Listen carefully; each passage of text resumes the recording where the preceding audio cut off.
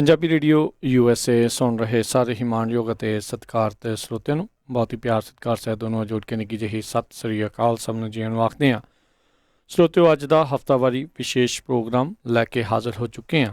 ਸਿੱਖ ਵਿਰਾਸਤ ਸਰਹੱਦੋਂ ਬਾਹਰ ਇਸੇ ਹੀ ਨਾਮ ਦੀ ਕਿਤਾਬ ਦੇ ਨਾਲ ਸੰਬੰਧਿਤ ਇਹ ਜਿਹੜਾ ਪ੍ਰੋਗਰਾਮ ਦਾ ਸਿੱਖ ਹੈਰੀਟੇਜ ਬਿਯੋਂਡ ਬਾਰਡਰਸ, ਜਿਹੜੀ ਕਿ ਲਿਖੀ ਗਈ ਆ ਡਾਕਟਰ ਦਲਵੀਰ ਸਿੰਘ ਪੰਨੂ ਉਹਨਾਂ ਦੇ ਦੁਆਰਾ, ਜੋ ਆਪਣੇ ਨਾਲ ਅੱਜ ਇੱਕ ਵਾਰੀ ਫਿਰ ਸਟੂਡੀਓ ਦੇ ਵਿੱਚ ਸ਼ਾਮਿਲ ਹੋ ਚੁੱਕੇ ਨੇ।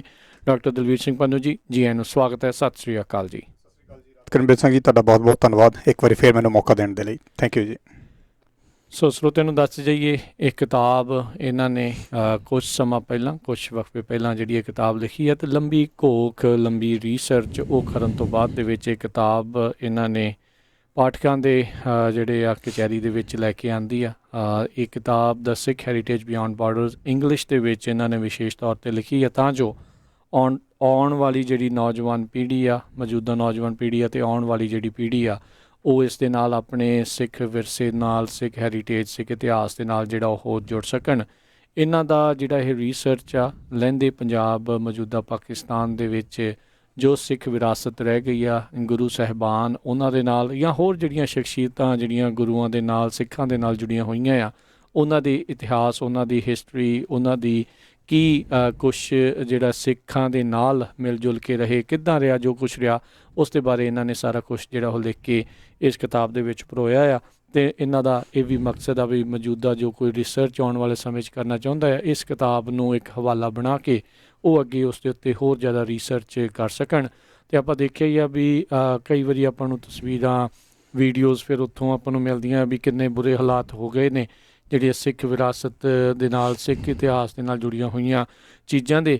ਇੱਕ ਵਾਰੀ ਇਹ ਕਲਮਬੰਦ ਹੋਣ ਦੇ ਨਾਲ ਇਹਨਾਂ ਦਾ ਚਲੋ ਆਪਾਂ ਨੂੰ ਪਤਾ ਰਹਿੰਦਾ ਆ ਵੀ ਕਿੱਥੇ ਕਿਹੜੀ ਚੀਜ਼ ਜਿਹੜੀ ਉਹ ਮੌਜੂਦ ਹੈਗੀ ਆ। ਤੁਸੀਂ ਇਹ ਕਿਤਾਬ ਨੂੰ ਜੇ ਪੜ੍ਹਨਾ ਚਾਹੁੰਦੇ ਹੋ, ਹਾਰਡ ਕਾਪੀ ਇਸ ਦੀ ਬਾਏ ਕਰਨਾ ਚਾਹੁੰਦੇ ਹੋ, ਤਾਂ ਐਮਾਜ਼ੋਨ ਜਲਦ ਵਾਲੀ ਕਾਪੀ ਜਿਹੜੀ ਐਮਾਜ਼ੋਨ ਦੇ ਉੱਤੇ ਉਪਲਬਧ ਹੈਗੀ ਇੰਗਲਿਸ਼ ਦੇ ਵਿੱਚ, ਦ ਸਿੱਖ ਹੈਰੀਟੇਜ ਬਿਯੋਂਡ ਬਾਰਡਰਸ ਕਰਕੇ ਸਰਚ ਕਰੋ, ਜਾਂ ਡਾਕਟਰ ਦਲਵੀਰ ਪੰਨੂ ਕਰਕੇ ਐਮਾਜ਼ੋਨ ਦੇ ਉੱਤੇ ਤੁਸੀਂ ਸਰਚ ਕਰਕੇ ਇਸ ਬੁੱਕ ਨੂੰ ਜਿਹੜਾ ਉਹ ਬਾਏ ਕਰ ਸਕਦੇ ਹੋ। ਲਹਿੰਦੇ ਅਤੇ ਚੜ੍ਹਦੇ ਪੰਜਾਬ ਦੇ ਵਿੱਚ ਵੀ ਪਬਲਿਸ਼ਰਜ਼ ਇਸ ਨੂੰ ਪਬਲਿਸ਼ਾਈਜ਼ ਜਿਹੜਾ ਕੀਤਾ ਜਾਂਦਾ ਆ, ਇਸ ਨੂੰ ਛਾਪਿਆ ਜਾਂਦਾ, ਉੱਥੋਂ ਵੀ ਤੁਸੀਂ ਬਾਏ ਕਰ ਸਕਦੇ ਹੋ। ਸੋ ਅੱਜ ਦੇ ਜਿਹੜੇ ਇਸ ਐਪੀਸੋਡ ਦੇ ਵਿੱਚ ਆਪਾਂ ਅੱਜ ਗੱਲਬਾਤ ਜਿਹੜੀ ਉਹ ਕਰਨ ਜਾ ਰਹੇ ਹਾਂ ਇਹਨਾਂ ਦੇ ਬੁੱਕ ਦੇ ਚੈਪਟਰ ਨੰਬਰ 9ਵੇਂ ਚੈਪਟਰ ਦੇ ਵਿੱਚ ਸ਼ਰਾਈਨ ਆਫ ਰਾਏ ਬੁਲਾਰ, ਰਾਏ ਬੁਲਾਰ ਦੀ ਸਮਾਧ ਕਹਿ ਲਓ, ਕਬਰ ਕਹਿ ਲਓ, ਵੀ ਉਸ ਦੇ ਨਾਲ ਸੰਬੰਧਿਤ ਜਿਹੜੀ ਅੱਜ ਅਸੀਂ ਗੱਲਬਾਤ ਜਿਹੜੀ ਉਹ ਕਰਾਂਗੇ। ਸਿੱਖ ਇਤਿਹਾਸ ਦੇ ਵਿੱਚ ਬੜਾ ਹੀ ਇੱਕ ਵਡਮੁੱਲਾ ਕਰੈਕਟਰ ਆਪਾਂ ਕਹਿ ਸਕਦੇ ਹਾਂ, ਇਸ ਦੀ ਸਿੱਖਾਂ ਦੇ ਨਾਲ ਬੜੀ ਪੁਰਾਣੀ ਸਾਂਝ ਗੁਰੂ ਸਾਹਿਬਾਨ ਦੇ ਵੇਲੇ ਦੀ। ਸੋ ਉਸ ਦੇ ਬਾਰੇ ਜਿਹੜੀ ਅੱਜ ਜਾਣਕਾਰੀ ਆਪਾਂ ਸਾਂਝੀ ਕਰਦੇ ਹਾਂ।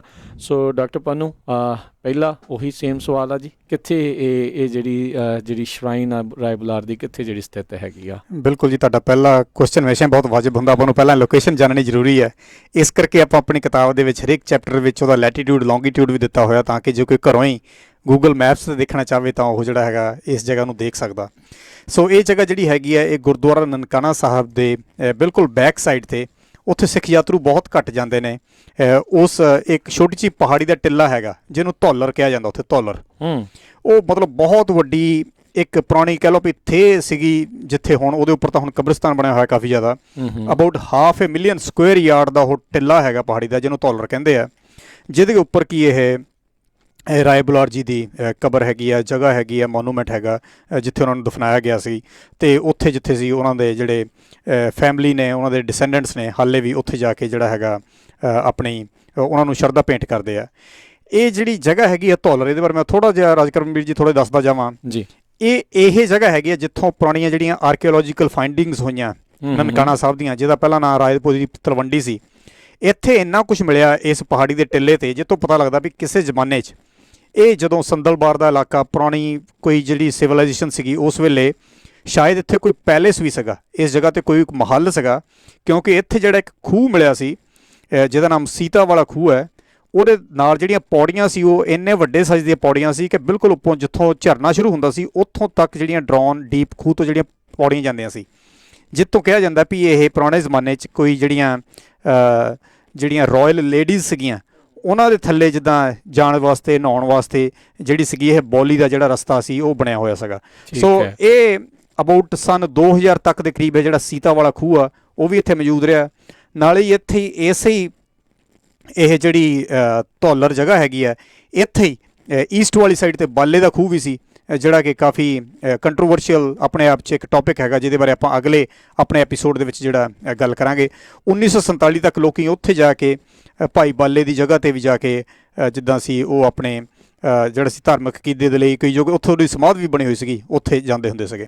ਸੋ ਇਹ ਕੁਛ ਚੀਜ਼ਾਂ ਹੈਗੀਆਂ ਜਿਹੜੀਆਂ ਧੌਲਰ ਜਗ੍ਹਾ ਦੇ ਨਾਲ ਰਿਲੇਟਡ ਨੇ, ਜਿੱਥੇ ਕਿ ਰਾਏ ਬੁਲਾਰ ਜੀ ਦੀ ਸਮਾਧ ਹੈਗੀ ਹੈ। ਇਹ ਗੁਰਦੁਆਰਾ ਸਾਹਿਬ ਦੀ ਬੈਕ ਸਾਈਡ 'ਤੇ ਹੈ, ਜਿਵੇਂ ਪਹਿਲਾਂ ਦੱਸ ਕੇ ਹਟਿਆ। ਇਹ ਅਬਾਊਟ 400-500 ਯਾਰਡਸ ਦੂਰ ਹੈਗਾ, ਕਿਉਂਕਿ ਗੁਰਦੁਆਰਾ ਸਾਹਿਬ ਦੇ ਮੇਨ ਕੰਪਲੈਕਸ 'ਚ ਨਹੀਂ ਹੈਗਾ, ਇਸ ਕਰਕੇ ਜ਼ਿਆਦਾ ਸਿੱਖ ਯਾਤਰੂ ਇਸ ਜਗ੍ਹਾ 'ਤੇ ਨਹੀਂ ਜਾਂਦੇ ਹੈਗੇ। ਜੀ ਜੀ, ਚਲੋ ਹੁਣ ਜਿਹੜੇ ਹੋਪਫੁਲੀ ਜਿਹੜੇ ਸਰੋਤੇ ਇਸ ਟਾਈਮ ਸੁਣ ਰਹੇ ਆ, ਦਰਸ਼ਕ ਜਿਹੜੇ ਉਹ ਦੇਖ ਰਹੇ ਆ ਬਿਲਕੁਲ YouTube Facebook ਦੇ ਉੱਤੇ, ਤਾਂ ਉਹਨਾਂ ਨੂੰ ਇਹ ਪਤਾ ਲੱਗਾ, ਜਦੋਂ ਵੀ ਉਹਨਾਂ ਨੂੰ ਮੌਕਾ ਲੱਗੂਗਾ ਅਗਲੀ ਵਾਰੀ ਜਾਣ ਦਾ, ਤਾਂ ਉੱਥੇ ਜ਼ਰੂਰ ਜਿਹੜਾ ਉਹ ਵਿਜ਼ਿਟ ਕਰਕੇ ਆ ਸਕਦੇ ਨੇ।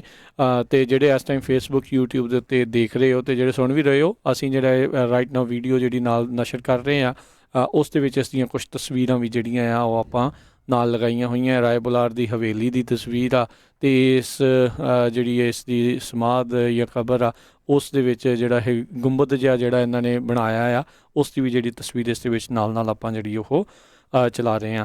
ਸੋ ਹਿਸਟਰੀ ਰਾਏ ਬੁਲਾਰ ਦੀ ਤਾਂ ਕਾਫੀ ਵਿਸ਼ਾਲ ਆਪਣੇ ਗੁਰੂ ਸਾਹਿਬਾਨ ਦੇ ਨਾਲ ਸੰਬੰਧਿਤ ਆ, ਪਰ ਇਸ ਜਗ੍ਹਾ ਦੀ ਕੀ ਜਿਹੜੀ ਹਿਸਟਰੀ ਹੈਗੀ ਆ?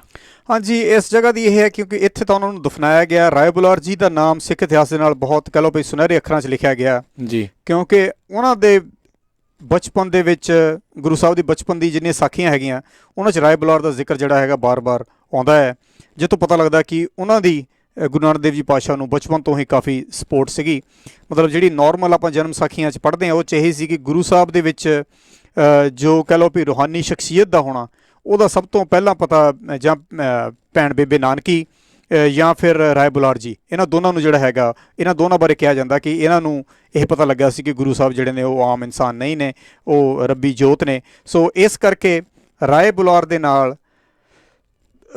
ਲੇਟਰ ਔਨ ਉਹ ਗੁਰੂ ਸਾਹਿਬ ਦੀ ਜਿਹੜੀ ਉਦਾਸੀਆਂ ਜਾਂ ਲੰਬੀ ਜਿਹੜੀ ਯਾਤਰਾਵਾਂ ਹੈਗੀਆਂ, ਉਹਨਾਂ ਦੇ ਸਮੇਂ ਤੋਂ ਪਹਿਲਾਂ ਦੀ ਜਿਹੜੀ ਬਚਪਨ ਦੀ ਜਿਹੜੀ ਆਪਾਂ ਹਿਸਟਰੀ ਪੜ੍ਹਦੇ ਹਾਂ, ਉਹਦੇ ਵਿੱਚ ਰਾਏ ਬੁਲਾਰ ਜੀ ਦਾ ਕਾਫੀ ਵਧੀਆ ਰੋਲ ਜਿਹੜਾ ਹੈਗਾ, ਪੋਜ਼ੀਟਿਵ ਰੋਲ ਜਿਹੜਾ ਹੈਗਾ ਉਹ ਦਿੱਤਾ ਜਾਂਦਾ। ਇਸ ਕਰਕੇ ਇਸ ਪਰਿਵਾਰ ਨੂੰ ਹਮੇਸ਼ਾ ਹੀ ਜਿਹੜਾ ਹੈਗਾ ਸਿੱਖ ਇਤਿਹਾਸ ਦੇ ਵਿੱਚ ਬਹੁਤ ਜ਼ਿਆਦਾ ਜਿਹੜਾ ਆਦਰ ਮਾਣ ਜਿਹੜਾ ਹੈਗਾ ਉਹ ਦਿੱਤਾ ਗਿਆ ਹੈ। ਜੀ ਜੀ, ਸੋ ਜਿੱਦਾਂ ਤੁਸੀਂ ਦੱਸਿਆ ਵੀ ਇਹ ਪਹਿਲੇ ਉਹਨਾਂ ਲੋਕਾਂ ਦੇ ਵਿੱਚ ਸੀਗੇ ਜਿਨ੍ਹਾਂ ਨੇ ਗੁਰੂ ਸਾਹਿਬਾਨ ਜੀ ਦੀ ਰੂਹਾਨੀ ਸ਼ਕਤੀ ਜਾਂ ਰੂਹਾਨੀ ਰੂਪ ਆ, ਉਸ ਦੇ ਬਾਰੇ ਇਹਨਾਂ ਨੇ ਦੱਸਿਆ ਵੀ ਇਹ ਕੋਈ ਆਮ ਇਨਸਾਨ ਜਿਹੜੇ ਉਹ ਨਹੀਂ ਆ, ਕੋਈ ਰੱਬੀ ਰੂਪ ਹੀ ਜਿਹੜਾ ਆ ਇਸ ਦੁਨੀਆ ਦੇ ਉੱਤੇ ਉਸ ਨੂੰ ਧਾਰਨ ਦੇ ਲਈ ਆਇਆ ਆ।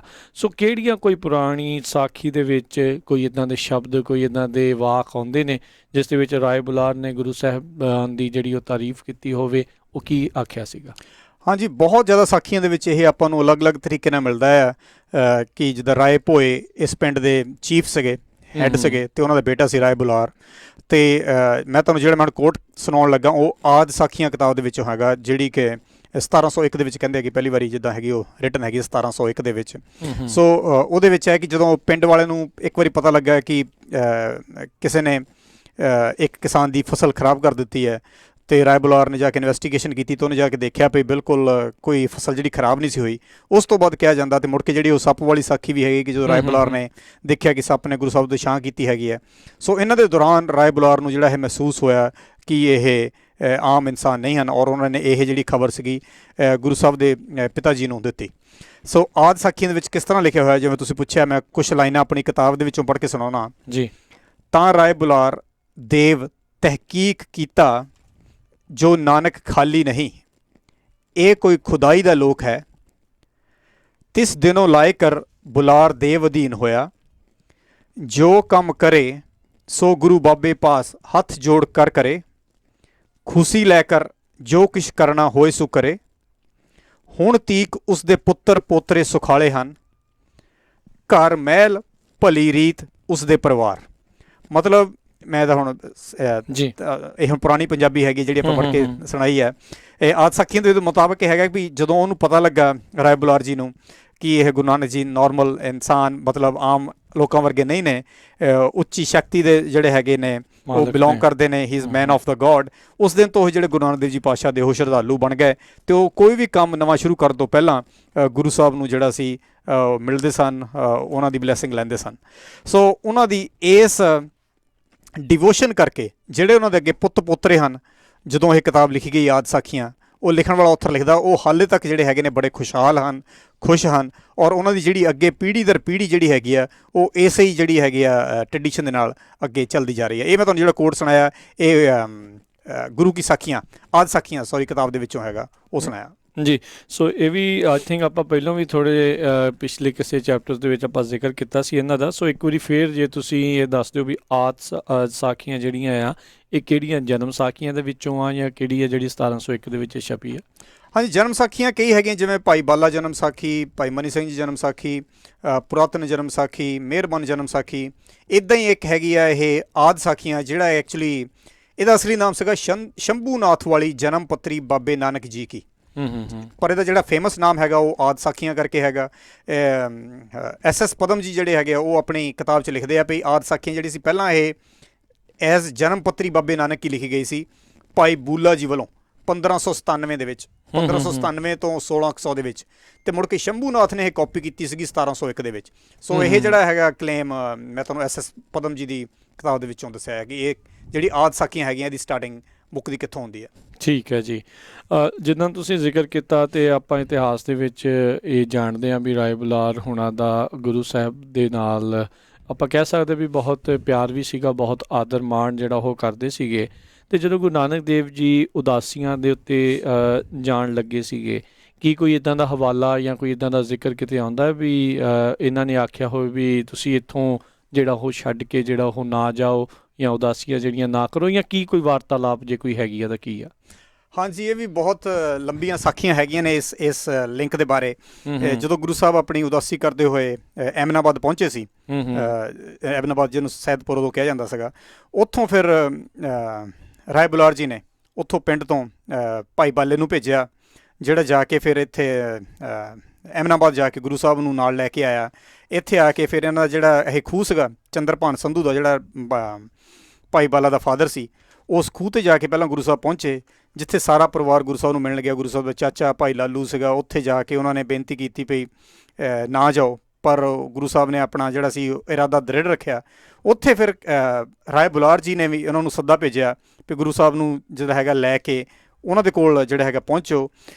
ਉੱਥੋਂ ਫਿਰ ਉਸ ਖੂਹ ਤੋਂ ਉਹ ਗੁਰੂ ਸਾਹਿਬ ਰਾਏ ਬੁਲਾਰ ਦੇ ਘਰ ਗਏ। ਉੱਥੇ ਕਿਹਾ ਜਾਂਦਾ ਵੀ ਗੁਰੂ ਸਾਹਿਬ ਨਾਲ ਜਾ ਕੇ ਉਹਨਾਂ ਦੇ ਉਹ ਜਿਹੜਾ ਮੰਜੀ ਸੀ ਉੱਥੇ ਬੈਠੇ, ਅਤੇ ਉੱਥੇ ਰਾਏ ਬੁਲਾਰ ਨੇ ਵੀ ਇਹਨਾਂ ਨੂੰ ਕਾਫੀ ਇੱਦਾਂ ਜਿੱਦਾਂ ਕਿਸੇ ਆਪਾਂ ਕਹਿ ਲਓ ਵੀ ਟੀਨਏਜ ਨੂੰ ਕਹੀ ਦੇ ਵੀ ਤੂੰ ਇੱਥੇ ਕੰਮ ਕਰ, ਤੈਨੂੰ ਮੈਂ ਇੰਨੀ ਹੋਰ ਜ਼ਮੀਨ ਦਊਂਗਾ, ਤੇਰਾ ਹਾਲਾ ਮਾਫ ਕਰੂੰਗਾ। ਮਤਲਬ ਕਈ ਇਹੋ ਜਿਹੀਆਂ ਖੇਤੀਬਾੜੀ ਦੀਆਂ ਜਿਹੜੀਆਂ ਗੱਲਾਂ ਬਾਤਾਂ ਸੀਗੀਆਂ, ਉਹਨਾਂ ਦਾ ਜਿਹੜਾ ਸੀ ਗੁਰੂ ਸਾਹਿਬ ਨੂੰ ਉਹਨਾਂ ਨੇ ਹਵਾਲਾ ਦਿੱਤਾ ਵੀ ਤੂੰ ਇਹ ਇੰਨੇ ਕੰਮ ਜਿਹੜੇ ਹੈਗੇ ਪਿੰਡ 'ਚ ਰਹਿ ਕੇ ਕਰ ਸਕਦਾ, ਵੀ ਆਹ ਸਾਰੀ ਜਿਹੜੀ ਜ਼ਮੀਨ ਮੈਂ ਦਿੰਦਾ, ਵੀ ਆਹ ਜਿਹੜੀ ਖੇਤੀਬਾੜੀ ਲਈ ਮੈਂ ਜ਼ਮੀਨ ਦੇ ਦਿੰਦਾ। ਅਤੇ ਕਿਹਾ ਜਾਂਦਾ ਕਿ ਉਸ ਵੇਲੇ ਫਿਰ ਗੁਰੂ ਸਾਹਿਬ ਨੇ ਰਾਏ ਬੁਲਾਰ ਜੀ ਨੂੰ ਜਿਹੜਾ ਹੈਗਾ ਇਹ ਸ਼ਲੋਕ ਕਹਿ ਕੇ ਸੁਣਾਇਆ, ਮਨ ਹਾਲੀ ਕਿਰਸਾਨੀ ਕਰਨੀ, ਸਰਮ ਪਾਣੀ ਤਨ ਖੇਤ, ਨਾਮ ਬੀਜ ਸੰਤੋਖ ਸੁਹਾਗਾ, ਰੱਖ ਗਰੀਬੀ ਵੇਸ। ਕਿ ਮਤਲਬ ਉਹ ਹੋਰ ਜਿੱਦਾਂ ਕਹਿ ਲਓ ਵੀ ਆਪਣੀ ਸਪਿਰਿਚੁਅਲਿਟੀ ਦੇ ਵਿੱਚ ਚਲੇ ਜਾ ਚੁੱਕੇ ਸੀਗੇ ਉਸ ਵੇਲੇ, ਅਤੇ ਉਹ ਕਹਿੰਦੇ ਸੀ ਕਿ ਮੈਂ ਜਿਹੜੀ ਇਹ ਖੇਤੀ ਹੈਗੀ ਆ ਚੰਗੇ ਕੰਮਾਂ ਦੀ ਕਰਨੀ ਹੈਗੀ ਆ, ਜਿਹੜਾ ਪਾਣੀ ਹੈਗਾ ਉਹਦੀ ਮੋਡੈਸਟੀ ਹੈਗੀ ਹੈ, ਜਿਹੜੇ ਇਹ ਬੋਡੀ ਹੈਗੀ ਆ, ਫੀਲਡ ਹੈਗਾ, ਜਿਹੜਾ ਤੁਹਾਡਾ ਜਿਹੜਾ ਮਨ ਆ ਉਹ ਤੁਹਾਡਾ ਹੈਗਾ ਫਾਰਮਰ ਆ, ਕਿਸਾਨ ਆ। ਅਤੇ ਜਿਹੜੀ ਸਰਮ ਪਾਣੀ ਮਤਲਬ ਗੁੱਡ ਡੀਡਸ ਜਿਹੜੀਆਂ ਹੈਗੀਆਂ ਉਹ ਤੁਹਾਡਾ ਫਾਰਮ ਹੈਗਾ ਆ। ਸੋ ਉਹ ਸਾਰੇ ਜਿਹੜੇ ਅੱਖਰ ਜਿਹੜੇ ਹੈਗੇ ਆ ਉਹ ਇੱਦਾਂ ਦਾ ਮਤਲਬ ਹੈ ਕਿ ਜਿਹੜੀ ਕਿਸਾਨੀ ਉਹ ਕਰਨੀ ਚਾਹੁੰਦੇ ਉਹ ਅਸਲੀ ਆਪਣੇ ਮਨ ਦੀ, ਆਪਣੇ ਵਿਚਾਰਾਂ ਦੀ ਕਰਨੀ ਚਾਹੁੰਦੇ ਆ। ਅਤੇ ਜਦੋਂ ਰਾਏ ਬੁਲਾਰ ਨੂੰ ਲੱਗਾ ਵੀ ਨਹੀਂ ਗੁਰੂ ਸਾਹਿਬ ਨੇ ਜਿਹੜੀ ਇਹ ਗੱਲ ਮੰਨਣੀ ਨਹੀਂ ਹੈਗੀ, ਅਤੇ ਫਿਰ ਉਹਨਾਂ ਨੇ ਪੁੱਛਿਆ ਵੀ ਕੀ ਕੋਈ ਇਹੋ ਜਿਹੀ ਚੀਜ਼ ਹੈਗੀ ਜਿਹੜੀ ਮੈਂ ਤੁਹਾਡੇ ਲਈ ਕਰ ਸਕਦਾ। ਅਤੇ ਉਸ ਵੇਲੇ ਗੁਰੂ ਸਾਹਿਬ ਨੇ ਕਿਹਾ ਕਿ ਪਿੰਡ ਦੇ ਤਲਵੰਡੀ ਦੇ ਲੋਕਾਂ ਲਈ ਇਹ ਜਿਹੜਾ ਪਾਣੀ ਹੈਗਾ ਉਹਦਾ ਕੁਛ ਇੰਤਜ਼ਾਮ ਕੀਤਾ ਜਾਵੇ। ਅਤੇ ਜਿਹਦੇ ਉੱਤਰ ਦੇ ਵਿੱਚ ਫਿਰ ਰਾਏ ਬੁਲਾਰ ਜੀ ਨੇ ਉੱਥੇ ਸੀ ਇੱਕ ਜਿਹੜਾ ਪਾਣੀ ਦਾ ਟੋਭਾ ਜਿਹੜਾ ਖੁਦਵਾਇਆ ਸੀ, ਜਿਹੜਾ ਮੁੜ ਕੇ ਹੁਣ ਕਿਹਾ ਜਾਂਦਾ ਕਿ ਗੁਰਦੁਆਰਾ ਬਾਲ ਲੀਲਾ ਦੇ ਵਿੱਚ ਜਿਹੜਾ ਹੈਗਾ ਲੇਟਰ ਔਨ ਨਾਨਕਸਰ ਸਰੋਵਰ ਦੇ ਰੂਪ ਵਿੱਚ ਉਹ ਡਿਵੈਲਪ ਹੋ ਗਿਆ। ਜੀ ਜੀ ਬਿਲਕੁਲ। ਸੋ ਬੜੇ ਇੰਪੋਰਟੈਂਟ ਜਿਹੜੀਆਂ ਗੱਲਾਂ ਇਤਿਹਾਸ ਦੇ ਨਾਲ ਜੁੜੀਆਂ ਹੋਈਆਂ, ਜਨਮ ਸਾਖੀਆਂ ਦੇ ਨਾਲ ਜੁੜੀਆਂ ਹੋਈਆਂ ਗੱਲਾਂ ਬਾਤਾਂ ਇਹ ਚੱਲ ਰਹੀਆਂ ਆ। ਅਤੇ ਗੱਲ ਇਹ ਆ ਵੀ ਇਸ ਕਿਤਾਬ ਦੇ ਵਿੱਚ ਉਹਨਾਂ ਥਾਵਾਂ ਦਾ ਜਿਹੜਾ ਉਹ ਜ਼ਿਕਰ ਆ ਜਿੱਥੇ ਉਹ ਗੱਲਾਂ ਹੋਈਆਂ ਨੇ, ਜਿੱਥੇ ਉਹ ਗੱਲਾਂ ਜਿਹੜੀਆਂ ਉਹ ਵਾਪਰੀਆਂ ਨੇ, ਉਹ ਆਪਸ ਦੇ ਵਿੱਚ ਜਿਹੜੀਆਂ ਗੱਲਾਂ ਬਾਤਾਂ ਗੁਰੂ ਸਾਹਿਬਾਨ ਅਤੇ ਹੋਰ ਵੱਖ-ਵੱਖ ਜਿਹੜੇ ਸਿੱਖ ਹਿਸਟਰੀ ਦੇ ਜਿਹੜੇ ਕਰੈਕਟਰ ਆਉਂਦੇ ਨੇ, ਕਿਰਦਾਰ ਆਉਂਦੇ ਨੇ, ਉਹਨਾਂ ਦੇ ਨਾਲ ਉਹਨਾਂ ਨੇ ਕੀਤੀਆਂ ਨੇ। ਸੋ ਇਹ ਆਪਾਂ ਇਸ ਮੌਕੇ ਜਿਹੜੀ ਗੱਲਬਾਤ ਕਰ ਰਹੇ ਹਾਂ ਡਾਕਟਰ ਦਲਵੀਰ ਸਿੰਘ ਪੰਨੂ ਉਹਨਾਂ ਦੇ ਨਾਲ, ਜਿਨ੍ਹਾਂ ਦੀ ਕਿਤਾਬ ਦੇ ਬਾਰੇ ਚਰਚਾ ਜਿਹੜੀ ਇਸ ਟਾਈਮ ਚੱਲ ਰਹੀ ਹੈ, ਦ ਸਿੱਖ ਹੈਰੀਟੇਜ ਬਿਯੋਂਡ ਬਾਰਡਰਸ। ਅਤੇ ਇਹ ਕਿਤਾਬ ਜਿਹੜੀ ਇਸ ਟਾਈਮ ਐਮਾਜ਼ੋਨ ਦੇ ਉੱਤੇ ਜਿਹੜੀ ਅਵੇਲੇਬਲ ਆ, ਤੁਸੀਂ ਇਸ ਨੂੰ ਬਾਏ ਕਰ ਸਕਦੇ ਹੋ। ਜਲਦ ਵਾਲੀ ਕਾਪੀ ਇਸ ਦੀ ਤੁਸੀਂ ਖਰੀਦ ਸਕਦੇ ਹੋ, ਹਾਰਡ ਕਾਪੀ। ਅਤੇ ਉਸ ਨੂੰ ਬਾਏ ਕਰਨ ਦੇ ਲਈ ਐਮਾਜ਼ੋਨ ਦੇ ਉੱਤੇ ਸਰਚ ਕਰੋ ਦ ਸਿੱਖ ਹੈਰੀਟੇਜ ਬਿਯੋਂਡ ਬਾਰਡਰਸ, ਜਾਂ ਡਾਕਟਰ ਦਲਵੀਰ ਪੰਨੂ ਕਰਕੇ ਤੁਸੀਂ ਸਰਚ ਕਰ ਸਕਦੇ ਹੋ। ਪੰਜਾਬ ਅਤੇ ਪਾਕਿਸਤਾਨ ਦੇ ਵਿੱਚ ਵੀ ਜਿਹੜੇ ਆ ਇਹ ਕਿਤਾਬ ਛਪਦੀ ਆ, ਅਤੇ ਉੱਥੋਂ ਵੀ ਤੁਸੀਂ ਇਸ ਨੂੰ ਖਰੀਦ ਸਕਦੇ ਹੋ। ਅਗਲੀ ਜੇ ਆਪਾਂ ਹੁਣ ਡਾਕਟਰ ਪੰਨੂ ਗੱਲ ਕਰੀਏ ਵੀ ਜਦੋਂ ਗੁਰੂ ਸਾਹਿਬਾਨ, ਇਹ ਤਾਂ ਉਦਾਸੀ 'ਤੇ ਜਾਣ ਤੋਂ ਪਹਿਲਾਂ ਦੀ ਜਿਹੜੀ ਗੱਲਬਾਤ ਆ, ਜਦੋਂ ਗੁਰੂ ਸਾਹਿਬ ਵਾਪਸ ਉਦਾਸੀ ਤੋਂ ਆਏ ਆ, ਉਸ ਟਾਈਮ ਦੇ ਉੱਤੇ ਰਾਏ ਬੁਲਾਰ ਕਿੱਥੇ ਸੀਗਾ, ਕਿਵੇਂ ਸੀਗਾ, ਕੀ ਉਹਨਾਂ ਦੀ ਬਾਅਦ ਦੇ ਵਿੱਚ ਕਦੀ ਮੁਲਾਕਾਤ ਹੋਈ? ਜੀ, ਇੱਕ ਤਾਂ ਗੁਰੂ ਸਾਹਿਬ ਦੀਆਂ ਉਦਾਸੀਆਂ ਕਈ ਹੈਗੀਆਂ, ਔਰ ਇਹਨਾਂ ਦੇ ਵਿੱਚ ਵੀ ਵੱਖ-ਵੱਖ ਜਨਮ ਸਾਖੀਆਂ 'ਚ ਭਿੰਨ ਭੇਦ ਹੈਗੇ ਆ ਕਿ ਗੁਰੂ ਸਾਹਿਬ ਨੇ ਕਿੰਨੀਆਂ ਉਦਾਸੀਆਂ ਔਰ ਕਿੰਨੀ ਵਾਰੀ ਵਿਜ਼ਿਟ ਆਈ ਹੈ। ਅਲੱਗ-ਅਲੱਗ ਇਤਿਹਾਸਕਾਰਾਂ ਨੇ ਇਹਨੂੰ ਅਲੱਗ-ਅਲੱਗ ਡਿਸਕ੍ਰਾਈਬ ਕੀਤਾ, ਪਰ ਆਲਮੋਸਟ ਸਾਰੇ ਇਸ ਚੀਜ਼ ਨੂੰ ਐਗਰੀ ਕਰਦੇ ਕਿ ਗੁਰੂ ਸਾਹਿਬ ਜਦੋਂ ਵੀ ਆਏ ਆ, ਪਹਿਲਾਂ ਤਾਂ ਪਿੰਡ ਦੇ ਬਾਹਰ ਨੇੜੇ ਰੁਕਦੇ ਸੀ, ਫਿਰ ਜਦੋਂ ਪਿੰਡ ਦੇ ਵਿੱਚ ਆਉਂਦੇ ਆ ਤਾਂ ਉਹ ਜ਼ਰੂਰ ਰਾਏ ਬੁਲਾਰ ਜੀ ਨੂੰ ਮਿਲ ਜਾਂਦੇ ਆ। ਇਹ ਵੀ ਮਤਲਬ ਕਈਆਂ ਵੱਲੋਂ ਕਿਹਾ ਜਾਂਦਾ ਹੈ ਕਿ ਰਾਏ ਬੁਲਾਰ ਜੀ ਦੀ ਜਦੋਂ ਡੈਥ ਹੋਈ ਹੈ ਅਰਾਊਂਡ 1515 ਦੇ ਵਿੱਚ, ਉਸ ਵੇਲੇ ਗੁਰੂ ਸਾਹਿਬ ਸੀ ਜਿਹੜੇ ਉਹਨਾਂ ਦੇ ਕਰੀਬ ਜਿਹੜੇ ਸੀ ਕੋਲ ਬੈਠੇ ਸਨ। ਸੋ ਬਾਰ-ਬਾਰ ਜਨਮ ਸਾਖੀਆਂ ਦੇ ਵਿੱਚ ਇਹੀ ਦਿਖਾਇਆ ਗਿਆ ਕਿ ਗੁਰੂ ਸਾਹਿਬ ਔਰ ਰਾਏ ਬੁਲਾਰ ਜੀ ਦਾ ਆਪਸ ਦੇ ਵਿੱਚ ਸੀ ਬਹੁਤ ਹੀ ਵਧੀਆ ਜਿਹੜਾ ਸੰਬੰਧ ਸੀ। ਗੁਰੂ ਸਾਹਿਬ ਜਦੋਂ ਵੀ ਉਹਨਾਂ ਨੂੰ ਮੌਕਾ ਮਿਲਦਾ ਸੀ, ਉਹ ਰਾਏ ਬੁਲਾਰ ਜੀ ਨੂੰ ਮਿਲਣ ਤੋਂ ਜਿਹੜੇ ਸੀਗੇ ਉੱਕਦੇ ਨਹੀਂ ਸਨ। ਜੀ ਜੀ। ਸੋ ਬਿਲਕੁਲ ਇਹ ਗੂੜ੍ਹੇ ਜਿਹੜੇ ਸੰਬੰਧ, ਪਰਿਵਾਰਕ ਸੰਬੰਧ ਜਿਹੜੇ ਆਪਾਂ ਕਹਿ ਸਕਦੇ ਹਾਂ ਵੀ ਉਸ ਟਾਈਮ ਦੇ ਉੱਤੇ ਗੁਰੂ ਸਾਹਿਬਾਨ ਦੇ ਨਾਲ ਇਹਨਾਂ ਦੇ ਜਿਹੜੇ ਉਹ ਰਹੇ ਆ। ਸੋ ਮੌਜੂਦਾ ਤੌਰ ਦੇ ਉੱਤੇ ਜੇ ਆਪਾਂ ਦੇਖਿਆ ਜਾਵੇ, ਉਹਨਾਂ ਤੋਂ ਬਾਅਦ ਦੇ ਵਿੱਚ ਉਹਨਾਂ ਦੇ ਜਿਹੜੇ ਪਰਿਵਾਰ ਦੇ ਸੰਬੰਧ ਆ, ਗੁਰੂ ਸਾਹਿਬਾਨ ਤੋਂ ਬਾਅਦ ਦੇ ਵਿੱਚ ਜਦੋਂ ਸਿੱਖ ਰਾਜ ਵੀ ਆਉਂਦਾ ਹੈ, ਮਹਾਰਾਜਾ ਰਣਜੀਤ ਸਿੰਘ ਹੋਣਾ ਦਾ ਵੇਲਾ ਵੀ ਆਉਂਦਾ ਆ, ਕਿੱਦਾਂ ਦੇ ਸੰਬੰਧ ਜਿਹੜੇ ਉਸ ਟਾਈਮ ਦੇ ਉੱਤੇ ਇਹਨਾਂ ਦੇ ਦੱਸੇ ਜਾਂਦੇ ਆ? ਜੀ, ਜੋ ਮੈਂ ਖੋਜ ਕੀਤੀ ਆ, ਮਹਾਰਾਜਾ ਰਣਜੀਤ ਸਿੰਘ ਜੀ ਦੇ ਟਾਈਮ 'ਤੇ ਇਹਨਾਂ ਦੇ ਰਾਏ ਬੁਲਾਰ ਜੀ ਦੀ 15ਵੀਂ ਪੀੜ੍ਹੀ ਪਹੁੰਚ ਚੁੱਕੀ ਸੀ, ਜਿਨ੍ਹਾਂ 'ਚੋਂ ਰਾਏ ਈਸਾ ਖਾਨ ਜੀ ਦਾ ਨਾਮ ਆਉਂਦਾ। ਸੋ ਰਾਏ ਈਸਾ ਖਾਨ ਜੀ ਨੂੰ ਟਾਈਟਲ ਜਿਹੜਾ ਸੀ ਮਹਾਰਾਜਾ ਰਣਜੀਤ ਸਿੰਘ ਵੱਲੋਂ ਰਾਏ ਬਹਾਦਰ ਜੀ ਦਾ ਦੇ ਕੇ, ਅਤੇ ਉਹਨਾਂ ਨੂੰ ਸਬ ਜੇਲ੍ਹ ਸੀ ਥੱਟਾ ਈਸਾ ਪਿੰਡ ਹੈਗਾ, ਹਾਲੇ ਵੀ ਉੱਥੇ ਪਾਕਿਸਤਾਨ 'ਚ ਪਿੰਡ ਹੈਗਾ ਹੈ ਥੱਟਾ ਈਸਾ, ਉੱਥੇ ਜਿਹੜਾ ਸੀ ਉਹਨਾਂ ਨੂੰ ਜਿਹੜਾ ਸੀ ਰਾਏ ਬਹਾਦਰ ਦੀ ਜਿਹੜੀ ਸੀ ਜਿਹੜਾ ਉਹਨਾਂ ਦਾ ਟਾਈਟਲ ਦੇ ਕੇ ਉਹਨਾਂ ਨੂੰ ਸਬ ਜੇਲ੍ਹ ਦਾ ਜਿਹੜਾ ਸੀਗਾ ਉਹ ਇੰਚਾਰਜ ਬਣਾਇਆ ਗਿਆ ਸੀ ਮਹਾਰਾਜਾ ਰਣਜੀਤ ਸਿੰਘ ਦੇ ਟਾਈਮ 'ਤੇ। ਸੋ ਸਿੱਖ ਸਮੇਂ ਦੇ ਦੌਰਾਨ ਵੀ ਇਹਨਾਂ ਦੇ ਜਿਹੜੇ ਉਸ ਵੇਲੇ ਦੇ ਡਿਸੈਂਡੈਂਟ ਸੀਗੇ, 15ਵੀਂ ਪੀੜ੍ਹੀ ਸੀਗੀ, ਉਹਨਾਂ ਦੇ ਨਾਲ ਚੰਗੇ ਤਾਲੁਕਾਤ ਸਨ। ਜੀ ਜੀ। ਸੋ ਸਾਰੇ ਜਾਣੇ ਜਾਣਦੇ ਆ ਵੀ ਜਦੋਂ ਸਿੱਖ ਰਾਜ ਨੂੰ ਅੰਗਰੇਜ਼ਾਂ ਨੇ ਕਿਸ ਤਰੀਕੇ ਦੇ ਨਾਲ ਜਿਹੜਾ ਹੜੱਪ ਲਿਆ, ਭਾਰਤ ਦੇ ਉਸ ਮਹਾਂਦੀਪ ਦੇ ਵਿੱਚ ਸਭ ਤੋਂ ਅਖੀਰ ਦੇ ਵਿੱਚ ਜਿਹੜਾ ਅੰਗਰੇਜ਼ ਜਿਹੜੇ ਕਾਬਜ ਹੋਏ ਸੀਗੇ ਪੰਜਾਬ ਦੇ ਉੱਤੇ, ਸਿੱਖ ਰਾਜ ਦੇ ਉੱਤੇ, ਅਤੇ ਉਦੋਂ ਵੀ ਜਿਹੜੇ ਇਹ ਅੰਗਰੇਜ਼ ਜਦੋਂ ਆ ਗਏ ਸੀਗੇ, ਉਸ ਟਾਈਮ ਦੇ ਉੱਤੇ ਇਹਨਾਂ ਦੇ ਪਰਿਵਾਰ ਦੇ ਸੰਬੰਧ ਕਿੱਦਾਂ ਦੇ ਰਹੇ ਅੰਗਰੇਜ਼ਾਂ ਦੇ ਨਾਲ? ਚੰਗੇ ਸੰਬੰਧ ਸੀ ਇਹਨਾਂ ਦੇ, ਖਾਸ ਕਰਕੇ ਇਹਨਾਂ ਦੇ ਵਡੇਰੇ, ਮਤਲਬ ਹੁਣ ਤੋਂ ਵਡੇਰੇ, ਉਸ ਵੇਲੇ ਤੋਂ ਮਤਲਬ ਰਾਏ ਬੁਲਾਰ ਜੀ ਤੋਂ ਚੱਲੀਏ ਤਾਂ ਉਹਨਾਂ ਦੇ ਡਿਸੈਂਡੈਂਟਸ ਜਿਹੜੇ ਨੇ, ਉਹਨਾਂ ਦਾ ਨਾਮ ਸੀ ਰਾਏ ਹੁਸੈਨ। ਰਾਏ ਹੁਸੈਨ ਜੀ ਨੂੰ ਸਪੈਸ਼ਲੀ ਜਦੋਂ ਕੁਈਨ ਵਿਕਟੋਰੀਆ ਦੀ ਗੋਲਡਨ ਜੁਬਲੀ ਸੈਲੀਬ੍ਰੇਸ਼ਨਸ ਹੋਈਆਂ ਸੀ, ਉਹਨਾਂ ਦੀ ਜਿਹੜੀ ਤਾਜਪੋਸ਼ੀ ਕੀਤੀ ਗਈ ਕੁਈਨ ਵਿਕਟੋਰੀਆ ਦੀ 1887 ਦੇ ਵਿੱਚ, ਉਸ ਵੇਲੇ ਉਹਨਾਂ ਨੂੰ ਰਾਏ ਹੁਸੈਨ ਜੀ ਨੂੰ ਇੱਕ ਹਾਈਐਸਟ ਆਨਰ ਜਿਹੜਾ ਸੀਗਾ ਉਹ ਅਵਾਰਡ ਦਿੱਤਾ ਗਿਆ ਸੀਗਾ for his public service and vision.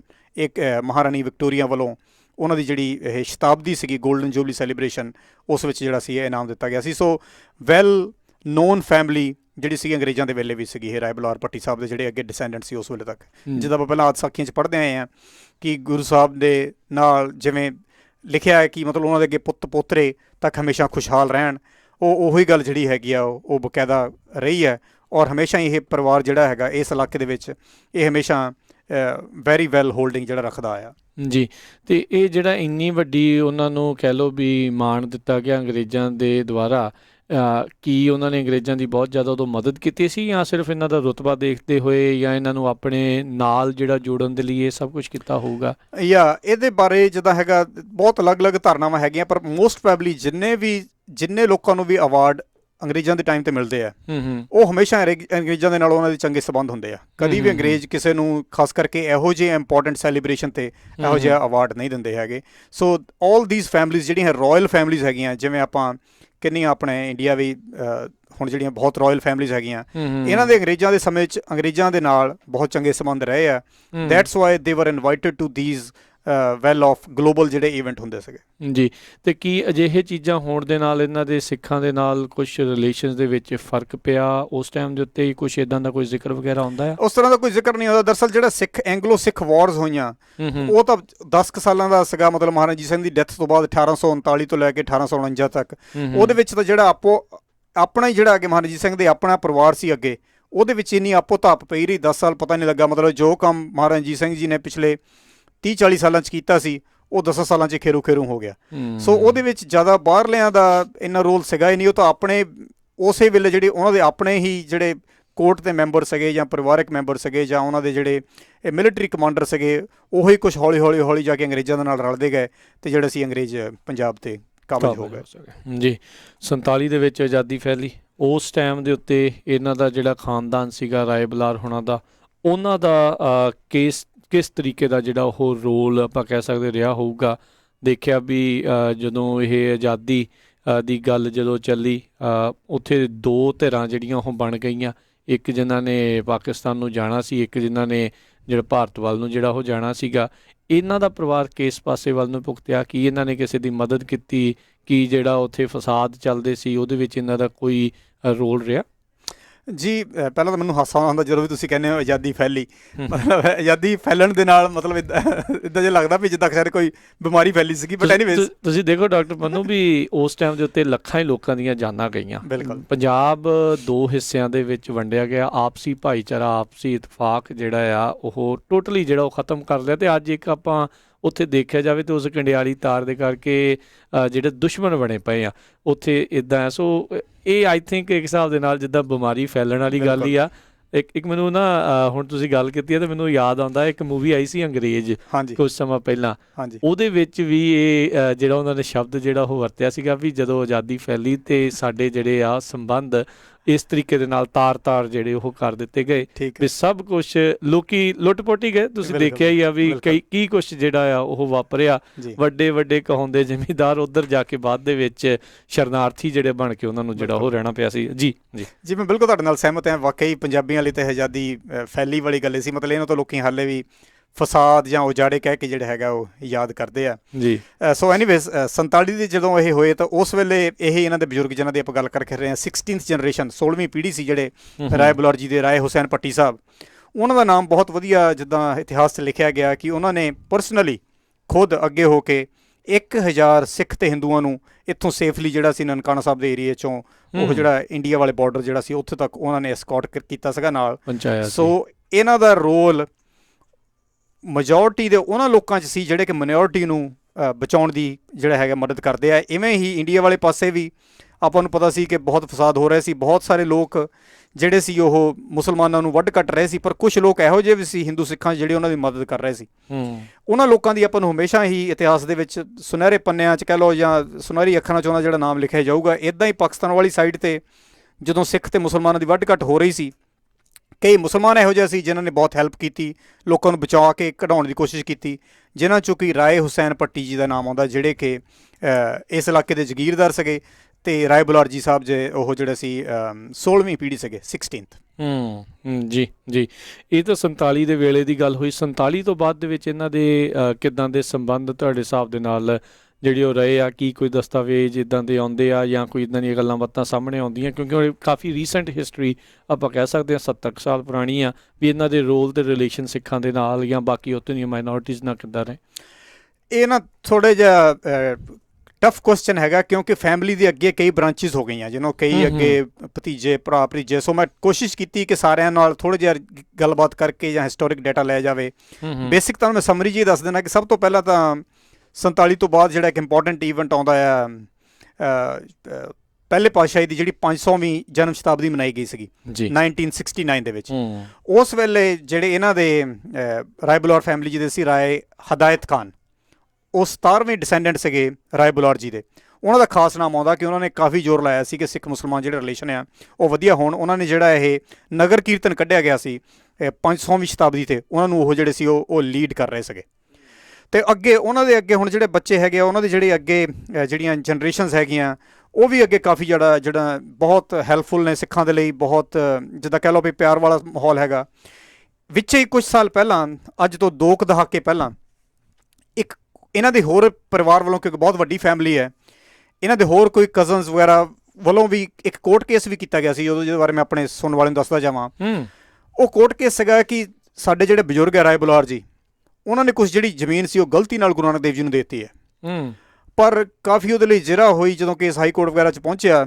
ਉੱਥੇ ਵੀ ਐਕਚੁਅਲੀ ਫੈਸਲਾ ਹੋਣ ਤੋਂ ਪਹਿਲਾਂ ਹੀ ਜਿਹੜਾ ਜੱਜ ਸੀ ਉਹਨਾਂ ਨੇ ਮਿਲ ਕੇ ਇਹਨਾਂ ਨਾਲ ਗੱਲਬਾਤ ਕੀਤੀ, ਕਿ ਇਹਨਾਂ ਨੂੰ ਸਮਝਾਇਆ ਵੀ ਗੁਰੂ ਸਾਹਿਬ ਨੇ ਸਾਰੀ ਜਗ੍ਹਾ ਤਾਂ ਦਿੱਤੀ ਨਹੀਂ ਸੀ, ਗੁਰੂ ਸਾਹਿਬ ਨੂੰ ਸਾਰੀ ਜਗ੍ਹਾ ਦਿੱਤੀ ਨਹੀਂ ਸੀ ਰਾਏ ਬੁਲਾਰ ਜੀ ਨੇ, ਅੱਧੀ ਦਿੱਤੀ ਸੀਗੀ।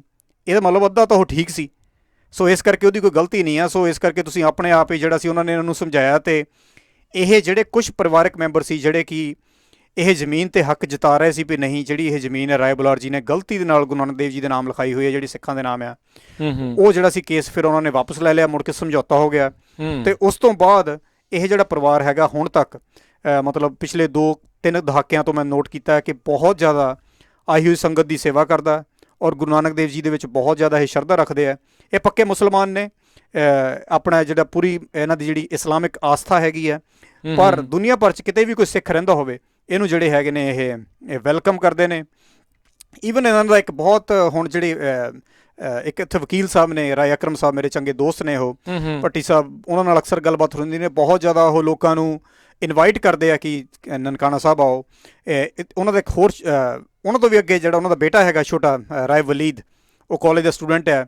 ਕਦੀ ਮੌਕਾ ਮਿਲਿਆ ਤਾਂ ਉਹਨੂੰ ਮੈਂ ਰੇਡੀਓ 'ਤੇ ਇੱਥੇ ਨਾਲ ਜੁਆਇਨ ਵੀ ਕਰਵਾ ਕੇ ਲੋਕਾਂ ਨੂੰ ਉਹਨਾਂ ਨਾਲ ਰਾਬਤਾ ਕਰਵਾਵਾਂਗੇ, ਕਿ ਤਾਂ ਕਿ ਜਿਹੜੀਆਂ ਅਗਲੀਆਂ ਪੀੜ੍ਹੀਆਂ ਹੈਗੀਆਂ ਬੁਲਾਰ ਫੈਮਿਲੀ ਦੀਆਂ ਉਹ ਵੀ ਇਹੀ ਇੱਦਾਂ ਚੰਗੇ ਸੰਬੰਧ ਰੱਖੀ ਛੱਡਣ ਜਿਵੇਂ ਉਹਨਾਂ ਦੇ ਬਜ਼ੁਰਗਾਂ ਨੇ ਜਿਹੜੇ ਹੈਗੇ ਆ ਬਣਾਏ ਹੋਏ ਆ, ਜਿਹੜੇ ਉਹ ਬਜ਼ੁਰਗ ਕਰਦੇ ਆ। ਇਸ ਕਰਕੇ ਮੈਨੂੰ ਬਹੁਤ ਚੰਗਾ ਲੱਗਾ ਜਦੋਂ ਮੈਂ ਉਹਨਾਂ ਦੇ ਇਹ ਟੀਨੇਜਰ ਜਿਹੜੇ ਮੇਰੇ ਖਿਆਲ ਹੁਣ ਸ਼ਾਇਦ 19ਵੀਂ ਜਨਰੇਸ਼ਨ ਹੋਣਗੇ ਜਾਂ 20ਵੀਂ, ਮੈਂ ਸ਼ੋਰ ਨਹੀਂ ਆ, ਉਹ ਵੀ ਜਦੋਂ ਕਦੀ ਕੋਈ ਪੋਸਟ ਵਗੈਰਾ ਇੰਟਰਨੈਟ 'ਤੇ ਪਾਉਂਦੇ ਆ ਤਾਂ ਮੈਨੂੰ ਬਹੁਤ ਜਿਹੜਾ ਹੈਗਾ ਉਹ ਚੰਗਾ ਗੁੱਡ ਫੀਲਿੰਗ ਹੁੰਦੀ ਹੈ। ਸੋ ਰਾਈਟ ਨਾਓ ਇਹ ਕਿੱਥੇ ਰਹਿ ਰਿਹਾ ਇਹਨਾਂ ਦਾ ਇਹ ਪਰਿਵਾਰ? ਇਹ ਜੀ ਲਾਹੌਰ ਐਂਡ ਉਹਦੇ ਆਲੇ ਦੁਆਲੇ, ਸੋ ਲਾਹੌਰ ਹੀ ਪ੍ਰੈਕਟਿਸ ਵੀ ਕਰਦੇ ਨੇ ਇਹਨਾਂ ਦੇ ਫਾਦਰ ਸਾਹਿਬ, ਜਿਹੜੇ ਮੈਂ ਲੜਕੇ ਦੀ ਗੱਲ ਕੀਤੀ ਹੈ। ਇਹ ਇੱਕ ਬ੍ਰਾਂਚ ਆ ਉਹਨਾਂ ਦੇ ਪਰਿਵਾਰ? ਹਾਂਜੀ, ਇੱਕ ਬ੍ਰਾਂਚ ਹੈ। ਫੈਮਿਲੀ ਦੀਆਂ ਬਹੁਤ ਅੱਗੇ ਬ੍ਰਾਂਚਿਸ ਨੇ, ਇੱਥੇ ਵਿਦੇਸ਼ਾਂ 'ਚ ਵੀ ਕਾਫੀ ਜਿਹੜੇ ਹੈਗੇ ਨੇ ਵਿਦੇਸ਼ਾਂ 'ਚ ਬ੍ਰਾਂਚਿਸ ਹੈਗੇ। ਔਰ ਸਾਰੇ ਹੀ ਇਸ ਵੇਲੇ ਪਰਮਾਤਮਾ ਦੀ ਮਿਹਰ ਹੈ, ਇਸ ਵੇਲੇ 2020 ਦੇ ਵਿੱਚ ਇਹ ਰਾਏ ਬੁਲਾਰ ਜੀ ਦੇ ਜਿਹੜੇ ਜਿੰਨੇ ਵੀ ਅੱਗੇ ਬ੍ਰਾਂਚਿਸ ਫੈਮਿਲੀਜ਼ ਦੁਨੀਆ ਭਰ ਜਿੱਥੇ ਵੀ ਅਲੱਗ-ਅਲੱਗ ਬੈਠੀਆਂ, ਉਹ ਸਾਰਿਆਂ ਦੇ ਹੀ ਸਿੱਖਾਂ ਦੇ ਨਾਲ ਬਹੁਤ ਵਧੀਆ ਇਸ ਵੇਲੇ ਸੰਬੰਧ ਜਿਹੜੇ ਆ ਉਹ ਚੱਲ ਰਹੇ ਆ। ਜੀ, ਤੁਸੀਂ ਜ਼ਮੀਨ ਜਾਇਦਾਦ ਦੀ ਜਿਹੜੀ ਉਹ ਗੱਲਬਾਤ ਕੀਤੀ ਆ, ਰਿਕਾਰਡ ਕੀ ਦੱਸਦੇ ਹਨ ਵੀ ਰਾਏ ਬੁਲਾਰ ਹੋਣਾ ਨੇ ਗੁਰੂ ਸਾਹਿਬਾਨ ਦੇ ਨਾਮ ਜਾਂ ਸਿੱਖਾਂ ਦੇ ਨਾਮ ਉਦੋਂ ਕਿੰਨੀ ਜ਼ਮੀਨ ਜਿਹੜੀ ਉਹ ਦਿੱਤੀ ਸੀਗੀ? ਕੀ ਇਸ ਟਾਈਮ ਲੇਟੈਸਟ ਕੀ ਹੈਗਾ ਉਸ ਦੇ ਉੱਤੇ? ਜੀ, ਮੇਰੀ ਖੋਜ ਦੇ ਮੁਤਾਬਕ ਜਿਹੜੀ ਰਾਏ ਬੁਲਾਰ ਜੀ ਨੇ ਗੁਰੂ ਨਾਨਕ ਦੇਵ ਜੀ ਨੂੰ ਜ਼ਮੀਨ ਦਿੱਤੀ ਸੀ ਉਹ 757 ਮੁਰੱਬੇ ਸੀ, ਜਿਹੜੀ ਬਣੀ 18,750 ਏਕੜ, ਜਿਹੜੀ ਕਿ ਹੁਣ ਇਸ ਵੇਲੇ ਜਿਹੜਾ ਪਾਕਿਸਤਾਨ ਦਾ ਐਵੈਕਿਊ ਟਰਸਟ ਪ੍ਰਾਪਰਟੀ ਬੋਰਡ ਆ, ਉਹਦੇ ਅਧੀਨ ਜਿਹੜੀ ਹੈਗੀ ਆ, ਵਕਫ ਬੋਰਡ ਜਿਹਨੂੰ ਕਹਿੰਦੇ ਆਪਾਂ, ਵਕਫ ਬੋਰਡ ਜਿਹੜੀ ਹੈਗੀ ਅਧੀਨ ਆਉਂਦੀ ਆ। ਇਹਦੇ ਵਿੱਚੋਂ 247 ਮੁਰੱਬੇ ਗੁਰਦੁਆਰਾ ਜਨਮ ਅਸਥਾਨ ਦੇ ਨਾਮ ਹੈਗੀ ਆ, ਤੇ ਨਾਲ ਜਿਹਦੇ ਐਨੂਅਲ ਗ੍ਰਾਂਟ ਵੀ ਸੀਗੀ 9996 ਰੁਪਏ ਦੀ, ਤੇ 220 ਮੁਰੱਬੇ ਹੈਗੇ ਆ ਗੁਰਦੁਆਰਾ ਬਾਲ ਲੀਲਾ ਜੀ, ਤੇ ਗੁਰਦੁਆਰਾ ਮਾਲ ਜੀ ਸਾਹਿਬ ਦੇ ਨਾਲ ਹੈਗੇ ਆ 290 ਮੁਰੱਬੇ। ਸੋ ਇਹ ਜਿਹੜੀ ਜ਼ਮੀਨ ਦਾ ਰਿਕਾਰਡ ਹੈਗਾ ਜਿਹੜਾ ਕਿ ਮੈਨੂੰ ਪੁਰਾਣੇ ਰਿਕਾਰਡਸ ਦੇ ਵਿੱਚੋਂ ਮਿਲ ਸਕਿਆ। ਸੋ ਜਿਹੜੀ ਰਾਏ ਭੋਏ ਦੀ ਤਲਵੰਡੀ ਆ, ਇਹਦਾ ਆਪਾਂ ਜਿੱਦਾਂ ਜ਼ਿਕਰ ਕਰਦੇ ਰਹੇ ਹਾਂ, ਕਾਫੀ ਵੱਡਾ ਲੰਮਾ ਚੌੜਾ ਜਿਹੜਾ ਉਹ ਪਿੰਡ ਸੀਗਾ, ਉਸ ਦੇ ਵਿੱਚੋਂ ਹੀ ਉਹਨਾਂ ਨੇ ਇੱਕੋ ਥਾਂ ਤੋਂ ਹੀ ਅਲਾਟ ਕੀਤੀ ਸੀ ਜਾਂ ਵੱਖ-ਵੱਖ ਥਾਵਾਂ? ਨਹੀਂ, ਆਲੇ ਦੁਆਲੇ ਦੇ ਬਹੁਤ ਨੇੜੇ ਦੇ ਪਿੰਡ ਹੈਗੇ ਆ ਜਿਨ੍ਹਾਂ ਦੇ ਵਿੱਚ ਇਹ ਜਿਹੜੀ ਜ਼ਮੀਨ ਹੈ, ਪਰ ਹੈਗੀ ਸਾਰੀ ਇਹ ਨਨਕਾਣਾ ਸਾਹਿਬ ਸਟੇਟ ਕਰਕੇ ਹੀ ਆਉਂਦੀ ਹੈ। ਜਦੋਂ ਮੁੜ ਕੇ ਅੰਗਰੇਜ਼ਾਂ ਨੇ ਨਹਿਰਾਂ ਕੱਢੀਆਂ, ਜਦੋਂ ਰੇਲਵੇ ਲਾਈਨ ਇੱਥੇ ਆਈ, ਉਸ ਵੇਲੇ ਵੀ ਇਸ ਐਸਟੇਟ ਦੇ ਵਿੱਚੋਂ ਜਿਹੜੀ ਸੀ ਨਹਿਰ ਦੀ ਇੱਕ ਬ੍ਰਾਂਚ ਜਿਹੜੀ ਉਹ ਕੱਢੀ ਗਈ। ਰੇਲਵੇ ਲਾਈਨ ਆਉਣ ਦੇ ਨਾਲ ਬਹੁਤ ਇਹਦੀ ਕੀਮਤ ਵੱਧ ਗਈ। ਪਹਿਲਾਂ ਪੁਰਾਣੇ ਜ਼ਮਾਨੇ 'ਚ ਸਿੱਖਾਂ ਦੇ ਟਾਈਮ 'ਤੇ ਵੀ, ਮਹਾਰਾਜਾ ਰਣਜੀਤ ਸਿੰਘ ਦੇ ਟਾਈਮ 'ਤੇ ਵੀ ਇਹ ਜਿਹੜੀ ਜ਼ਮੀਨ ਸੀ ਜ਼ਿਆਦਾ ਬੇਆਬਾਦ ਸੀਗੀ। ਇੱਥੇ ਕੋਈ ਵਧੀਆ ਕੋਈ ਐਗਰੀਕਲਚਰਲ ਲੈਂਡ ਨਹੀਂ ਸੀਗੀ। ਇੱਥੇ ਸਿੰਜਾਈ ਦੇ ਖਾਸ ਕਰਕੇ ਸਾਧਨ ਬਹੁਤ ਘੱਟ ਸੀਗੇ। ਈਵਨ ਰਾਏ ਬੁਲਾਰ ਜੀ ਨੇ ਆਪਣੇ ਸਮੇਂ 'ਤੇ ਵੀ ਇੱਥੇ ਕੁਛ ਜਿਹੜਾ ਨਹਿਰ ਦਾ ਪਾਣੀ ਲਿਆ ਕੇ ਇਹਨੂੰ ਕੁਛ ਉਪਜਾਊ ਕਰਨ ਦੀ ਕੋਸ਼ਿਸ਼ ਕੀਤੀ ਸੀ। ਇਸ ਇਲਾਕੇ ਨੂੰ ਹਮੇਸ਼ਾ ਪਾਣੀ ਦੀ ਪ੍ਰੋਬਲਮ ਰਹੀ ਹੈ ਬਹੁਤ। ਇਹ ਤਾਂ ਜਦੋਂ ਕੈਨਾਲ ਕਲੋਨੀਜ਼ ਬਣੀਆਂ, ਜਦੋਂ ਆਪਣੇ ਲੋਕੀ ਇੱਧਰੋਂ ਜਲੰਧਰ ਅੰਮ੍ਰਿਤਸਰ ਤੋਂ ਉੱਠ ਕੇ ਲੁਧਿਆਣੇ ਤੋਂ ਉੱਠ ਕੇ ਬਾਹਰ 'ਚ ਜਾਣ ਲੱਗੇ ਆ, ਉਸ ਵੇਲੇ ਨਹਿਰਾਂ ਜਦੋਂ ਬਣਾਈਆਂ ਗਈਆਂ ਉਦੋਂ ਜਿਹੜਾ ਇਹ ਇਲਾਕਾ ਸੀ ਇਹ ਬਹੁਤ ਜ਼ਬਰਦਸਤ ਜਿਹੜਾ ਡਿਵੈਲਪ ਹੋਇਆ, ਅਤੇ ਇਹ ਜਿਹੜੀ ਜ਼ਮੀਨ ਸੀਗੀ ਰਾਏਬੁਲਾਰ ਜੀ ਨੇ ਦਿੱਤੀ ਹੋਈ, ਉਹ ਕਹਿ ਲਓ ਵੀ ਓਵਰਨਾਈਟ ਹੀ ਜਿਹੜੀ ਸੀ ਉਹ ਬੀਆਬਾਨ ਤੋਂ ਇੱਕਦਮ ਬਹੁਤ ਜ਼ਿਆਦਾ ਉਪਜਾਊ ਜਿਹੜੀ ਸੀ ਉਹ ਬਣ ਗਈ ਜੀ। ਇਸ ਇਲਾਕੇ 'ਚ ਪਹਿਲਾਂ ਪੁਰਾਣੇ ਸਮੇਂ 'ਚ ਦਾਲ ਵਗੈਰਾ ਜਾਂ ਲੋਕਲ ਜਿੰਨਾ ਕੁ ਮੀਂਹ ਦੇ ਨਾਲ ਕੰਮ ਚੱਲਦਾ ਸੀ ਉੱਦਾਂ ਦੀ ਜਿਹੜੀਆਂ ਫਸਲਾਂ ਜਿਹੜੀਆਂ ਉਗਾਈਆਂ ਜਾਂਦੀਆਂ ਸੀ ਜੀ। ਤੇ ਰਾਈਟ ਨਾਓ ਕੀ ਵਕਫ ਬੋਰਡ ਦੇ ਦੁਆਰਾ ਇਹ ਸਾਰੀ ਜ਼ਮੀਨ ਜਿਹੜੀ ਆ ਉਹ ਖੇਤੀਬਾੜੀ ਲਈ ਵਰਤੀ ਜਾਂਦੀ ਆ? ਕੌਣ ਇਸ ਦੀ ਜਿਹੜੀ ਦੇਖਭਾਲ ਜਿਹੜੀ ਉਹ ਕਰਦਾ ਕਿ ਅਜੇ ਵੀ ਉੱਦਾਂ ਹੀ ਖਾਲੀ ਉਹੀ ਜਿਹੜੀ ਪਈ ਆ? ਨਹੀਂ, ਇਹ ਜ਼ਮੀਨ ਹੁਣ ਤਾਂ ਬਹੁਤ ਜ਼ਿਆਦਾ ਉਪਜਾਊ ਆ। ਕਈ ਜਗ੍ਹਾ ਤੇ ਇਹਨੂੰ ਅੱਗੇ ਦੀ ਅੱਗੇ ਲੀਜ਼ ਤੇ ਦਿੱਤਾ ਗਿਆ। ਈਵਨ ਇਹ ਜਿਹੜਾ ਪਰਿਵਾਰ ਹੈਗਾ, ਇਸ ਪਰਿਵਾਰ ਵੱਲੋਂ ਜਿਹੜਾ ਹੁਣ ਮੈਂ ਗੱਲ ਕਰਕੇ ਹਟਿਆ, ਇਹਨਾਂ ਨੇ ਹੋਰ ਕੁਝ ਜ਼ਮੀਨ ਵੀ ਸਿੱਖਾਂ ਦੇ ਨਾਮ ਜਿਹੜੀ ਹੈਗੀ ਲਗਵਾਈ ਹੈਗੀ ਹੈ ਭੱਟੀ ਫੈਮਿਲੀ ਨੇ। ਸੋ ਹੁਣ ਇਸ ਵੇਲੇ ਈਵਨ ਗੁਰੂ ਨਾਨਕ ਦੇਵ ਜੀ ਯੂਨੀਵਰਸਿਟੀ ਵੀ ਜਿਹੜੀ ਬਣਨ ਜਾ ਰਹੀ ਹੈ, ਉਹ ਵੀ ਮੈਂ ਸ਼ੋਰ ਨਹੀਂ ਹੈ, ਪਰ ਇਸ ਸਟੇਟ ਦੇ ਨਾਲ ਹੋ ਸਕਦਾ ਇਹਦੀ ਜਗ੍ਹਾ ਲਈ ਜਾਵੇ। ਸੋ ਇਸ ਵੇਲੇ ਜਿੱਦਾਂ ਦਰਅਸਲ ਇਹ ਹੈਗਾ ਕਿ ਇਹ ਜਿਹੜੇ ਕਰੰਟ ਸਿਚੁਏਸ਼ਨਸ ਹੈਗੀਆਂ, ਐਜ਼ ਏ ਰਿਸਰਚਰ ਕਹਿ ਲਓ ਜਾਂ as a history explorer, I try to avoid ਵੀ ਇਸ ਵੇਲੇ ਕਰੰਟ ਕੀ ਹੈਗਾ, ਕਿਉਂਕਿ ਉਹਦੇ ਨਾਲ ਫਿਰ ਕਈ ਵਾਰੀ ਤੁਸੀਂ ਮਾਡਰਨ ਕਾਲਮਨਿਸਟ ਵਾਂਗੂ ਬਣ ਜਾਂਦੇ ਹੋ, ਹੈ ਨਾ। ਮੈਂ ਆਪਣਾ ਕੰਮ ਜ਼ਿਆਦਾ ਪੁਰਾਣੇ ਇਤਿਹਾਸ 'ਚ ਰੱਖਦਾ ਕਿ ਪਹਿਲਾਂ ਕੀ ਸੀਗਾ। ਠੀਕ ਹੈ। ਸੋ ਇਸ ਕਰਕੇ ਬਿਲਕੁਲ ਇਸ ਵੇਲੇ ਇਹਦੀ ਮਲਕੀਅਤ ਜਾਂ ਉਹ ਕਿੱਦਾਂ ਹੈਗੇ ਦੀ ਡਿਟੇਲ ਤਾਂ ਨਹੀਂ ਹੈਗੀ ਮੇਰੇ ਕੋਲ, ਪਰ ਮੈਨੂੰ ਇਹ ਪਤਾ ਕਿ ਸਭ ਕੁਝ ਜੋ ਚੱਲ ਰਿਹਾ, ਜਿੰਨਾ ਕਿ ਮੈਂ ਸੁਣਿਆ, ਉਹ ਹੈ ਵੀ ਸੁੱਖ ਸ਼ਾਂਤੀ ਹੈ ਇਸ ਵੇਲੇ ਜਿਹੜਾ ਹੈਗਾ। ਸਟੇਟਸ ਕੋ ਜੋ ਪੁਰਾਣਾ ਸੀਗਾ ਹਾਂ, ਮਤਲਬ ਉਹੀ ਹੈ। ਕੋਈ ਮਤਲਬ ਜਿਹੜੇ ਆਪਾਂ ਨੂੰ ਤਾਂ ਇਹੀ ਹੈ ਨਾ ਕਿ ਜਿਹੜੇ ਉੱਥੇ ਥੋੜ੍ਹੇ ਕੁਝ ਸਿੱਖ ਰਹਿੰਦੇ ਨੇ, ਜਿਹੜੇ ਪਸ਼ਤੂਨ ਸਿੱਖ ਨੇ, ਉਹ ਜਿੰਨਾ ਚਿਰ ਖੁਸ਼ ਨੇ, ਜਿੰਨਾ ਚਿਰ ਉਹਨਾਂ ਨੂੰ ਕੋਈ ਇਨਕਮ ਦਾ ਵਸੀਲਾ ਮਿਲੀ ਜਾ ਰਿਹਾ, ਮਤਲਬ ਸਾਡੇ ਲਈ ਇਹ ਹੈ ਵੀ ਚਲੋ ਸਭ ਕੁਝ ਜਿਹੜਾ ਹੈਗਾ ਹਾਲਾਤ ਠੀਕ ਹੈ, ਆਪਾਂ ਤਾਂ ਦੂਰ ਬੈਠ ਕੇ ਇਹੀ ਅਰਦਾਸ ਜਿਹੜੀ ਹੈ ਕਰ ਸਕਦੇ ਹਾਂ। ਜੀ ਜੀ, ਬਿਲਕੁਲ। ਬਹੁਤ ਚੰਗਾ ਜਿਹੜਾ ਲੱਗਦਾ ਤੁਸੀਂ ਜਿਹੜੀ ਇਹਨਾਂ ਇਤਿਹਾਸ ਦੇ ਬਾਰੇ, ਇਹਨਾਂ ਚੀਜ਼ਾਂ ਦੇ ਬਾਰੇ ਜਿਹੜਾ ਉਹ ਦੱਸਦੇ ਆ, ਕਿਉਂਕਿ ਹਰ ਇੱਕ ਦਾ ਮਨ ਬਿਰਤੀ ਜਿਹੜੀ ਉਸ ਪਾਸੇ ਹੁੰਦੀ ਆ, ਹਰ ਇੱਕ ਨੂੰ ਹੁੰਦਾ ਹੈ ਵੀ ਅੱਛਾ ਇੱਦਾਂ ਸੀ ਉੱਦਾਂ ਸੀ। ਸੋ ਜਦੋਂ ਵੀ ਕਿਸੇ ਨੂੰ ਮੌਕਾ ਲੱਗੇ ਸਾਰੀਆਂ ਚੀਜ਼ਾਂ ਵੱਧ ਤੋਂ ਵੱਧ ਤੁਸੀਂ ਵਿਜ਼ਿਟ ਕਰਕੇ ਆਓ। ਜਿੱਦਾਂ ਡਾਕਟਰ ਪੰਨੂ ਹੁਣਾਂ ਨੇ ਦੱਸਿਆ ਵੀ ਜਦੋਂ ਤੁਸੀਂ ਕਿਤਾਬ ਬਾਏ ਕਰਦੇ ਹੋ ਤਾਂ ਮੋਹਰੇ ਲੌਂਗੀਟਿਊਡ ਲੈਟੀਟਿਊਡ ਜਿਹੜਾ ਆ ਉਹ ਲਿਖਿਆ ਆ, ਗੂਗਲ ਦੇ ਵਿੱਚ ਪਾ ਕੇ ਤੁਸੀਂ ਖੁਦ ਜਿਹੜਾ ਉਹ ਦੇਖ ਵੀ ਸਕਦੇ ਆ, ਅਤੇ ਫਿਰ ਤੁਸੀਂ ਉੱਥੇ ਕਿੱਦਾਂ ਉੱਥੇ ਤੁਸੀਂ ਦਰਸ਼ਨ ਕਰਨੇ ਆ, ਉਹਦਾ ਵੀ ਜਿਹੜਾ ਪਲਾਨ ਆ ਉਸ ਹਿਸਾਬ ਦੇ ਨਾਲ ਜਿਹੜਾ ਉਹ ਤੁਸੀਂ ਫਿਰ ਬਣਾ ਸਕਦੇ ਆ। ਸੋ ਬਹੁਤ ਕੁਛ ਇਸ ਕੰਡਿਆਲੀ ਤਾਰ ਦੇ ਕਰਕੇ ਬਹੁਤ ਕੁਛ ਜਿਹੜਾ ਇੱਦਾਂ ਘੁੰਮਣੋਂ ਜਿਹੜਾ ਉਹ ਰਹਿ ਗਿਆ, ਦੇਖਣੋਂ ਜਿਹੜਾ ਉਹ ਰਹਿ ਗਿਆ। ਉਸ ਦੀ ਸੇਵਾ ਸੰਭਾਲ ਦੇ ਵਿੱਚ ਵੀ ਜਿਹੜੀ ਬਹੁਤ ਜ਼ਿਆਦਾ ਜਿਹੜੀ ਪ੍ਰੋਬਲਮ ਵੀ ਆਈ ਹੈ ਉਹ ਆਪਾਂ ਦੇਖ ਹੀ ਰਹੇ ਹਾਂ। ਕਈ ਤਸਵੀਰਾਂ ਉਹ ਸਾਰੀਆਂ ਚੀਜ਼ਾਂ ਜਿਹੜੀਆਂ ਉਹ ਦਰਸਾਉਂਦੀਆਂ ਨੇ। ਆਪਾਂ ਜਿਹੜੀ ਫੋਟੋ ਇਸ ਦੇ ਵਿੱਚ ਦਿਖਾ ਰਹੇ ਹਾਂ ਰਾਏ ਬੁਲਾਰ ਹੁਣਾਂ ਦੀ ਜਿਹੜੀ ਹਵੇਲੀ ਦੀ, ਕੀ ਉਹਨਾਂ ਦੀ ਮੌਜੂਦਾ ਕਿਸੇ ਦੇ ਵੱਲੋਂ ਵੀ ਉਸ ਨੂੰ ਸਾਂਭਣ ਦੀ ਜਾਂ ਕੁਛ ਉਸ ਦੇ ਉੱਤੇ ਉਸਾਰੀ ਜਾਂ ਕੁਛ ਇੱਦਾਂ ਕਰਨ ਦੀ ਕੋਈ ਪਲਾਨ ਸੀਗਾ ਉਸ ਨੂੰ, ਕਿ ਉਹ ਸਰਕਾਰ ਦੇ ਹਵਾਲੇ ਹੈਗੀ ਹੈ ਕਿੱਦਾਂ? ਨਹੀਂ, ਇਸ ਪਰਿਵਾਰ ਦੇ ਕੋਲ ਹੀ ਹੈ, ਪਿੰਡ ਕੋਟ ਹੁਸੈਨੀਵਾਲਾ ਦੇ ਵਿੱਚ ਹੈਗੀ ਆ ਇਹ। ਦੇਖੋ ਨਾ, ਜਿਹੜੇ ਸਾਰੇ ਇਹ ਵੱਡੇ ਪੁਰਾਣੇ ਰਾਇਲ ਫੈਮਿਲੀਜ਼ ਹੈਗੀਆਂ ਸਾਰੀਆਂ ਵੱਡੇ ਸ਼ਹਿਰਾਂ 'ਚ ਮੂਵ ਹੋ ਗਈਆਂ। ਇੰਡੀਆ ਵੱਲ ਵੀ ਮੈਂ ਇਹੀ ਦੇਖ ਕੇ ਆਇਆ, ਸੰਗਰੂਰ ਬਹੁਤ ਵੱਡੀਆਂ ਹਵੇਲੀਆਂ ਨੇ, ਲੋਕੀ ਦਿੱਲੀ ਬੰਬੇ ਮੂਵ ਹੋ ਗਏ। ਸੋ ਇਹ ਪਰਿਵਾਰ ਵੀ ਜਿਹੜਾ ਇੱਥੋਂ ਮੂਵ ਹੋ ਚੁੱਕਾ ਹੈ। ਪਿੰਡ ਦੇ ਵਿੱਚ ਜਗ੍ਹਾ ਹੈਗੀ ਹੈ, ਕਦੀ ਜਾਂਦੇ ਆ, ਦਰਵਾਜ਼ਾ ਖੋਲ੍ਹਦੇ ਆ। ਅਸੀਂ ਉਹਦੀ ਫੋਟੋਗ੍ਰਾਫੀ ਕੀਤੀ ਹੈ। ਬਹੁਤ ਖੂਬਸੂਰਤ ਹਵੇਲੀ ਹੈਗੀ ਹੈ, ਕੋਟ ਹੁਸੈਨੀਵਾਲਾ ਪਿੰਡ ਹੈਗਾ, ਨੇੜੇ ਹੈ ਨਨਕਾਣਾ ਸਾਹਿਬ ਤੋਂ, ਪਰ ਸਰਕਾਰ ਦੇ ਕੋਲ ਨਹੀਂ ਹੈਗੀ। ਈਵਨ ਇਸ ਪਰਿਵਾਰ ਦੇ ਮੈਂ ਇੱਕ ਦੋ ਹੋਰ ਨਾਂ ਤੁਹਾਨੂੰ ਦੱਸਣਾ ਚਾਹੁੰਦਾ, ਰਾਏ ਰਹਿਮਤ ਖਾਨ ਜੀ ਔਰ ਰਾਏ ਇਨਾਇਤ ਜੀ, ਇਹ ਸੀਗੇ ਫਾਦਰ ਐਂਡ ਸਨ। ਇਹ 47 ਦੀ ਵੰਡ ਤੋਂ ਬਾਅਦ ਕਾਫੀ ਸਮੇਂ ਤੱਕ ਇਹ ਜਿਹੜੀ ਸਾਰੀ ਆਲੇ ਦੁਆਲੇ ਆਪਾਂ ਜ਼ਮੀਨ ਦੀ ਗੱਲ ਕੀਤੀ ਆ, ਉਹਦਾ ਜਿਹੜਾ ਮਾਲੀਆ ਜੋ ਵੀ ਇਕੱਠਾ ਹੁੰਦਾ ਸੀ, ਉਹ ਕਿਹਾ ਜਾਂਦਾ ਵੀ ਗੁਰਦੁਆਰਾ ਮੈਨੇਜਮੈਂਟ ਨੂੰ ਜਾ ਕੇ ਡਿਪੋਜ਼ਿਟ ਕਰਵਾਈ ਜਾਂਦੇ ਸੀ, ਜਿਸ ਨਾਲ ਕਿ ਗੁਰਦੁਆਰਾ ਸਾਹਿਬ ਦੀ ਜਿਹੜੀ ਅਪਕੀਪ ਐਂਡ ਮੇਨਟੇਨੈਂਸ ਹੈ ਉਹਦੇ ਵਿੱਚ ਜਿਹੜੀ ਆ ਹੈਲਪ ਮਿਲਦੀ ਰਹੀ ਹੈ। So this family overall Rai Bular's family has been kind of good friends except that one ਜਿਹੜਾ ਮੈਂ ਤੁਹਾਨੂੰ ਇਨਸੀਡੈਂਸ ਲਾਅ ਵਾਲਾ ਜਿਹੜਾ ਦੱਸ ਕੇ ਹਟਿਆ, ਪਰ ਓਵਰਆਲ ਜਿਹੜੇ ਹੈਗਾ ਇਹਨਾਂ ਨੇ ਹੈਲਪ ਹੀ ਕੀਤੀ ਹੈ।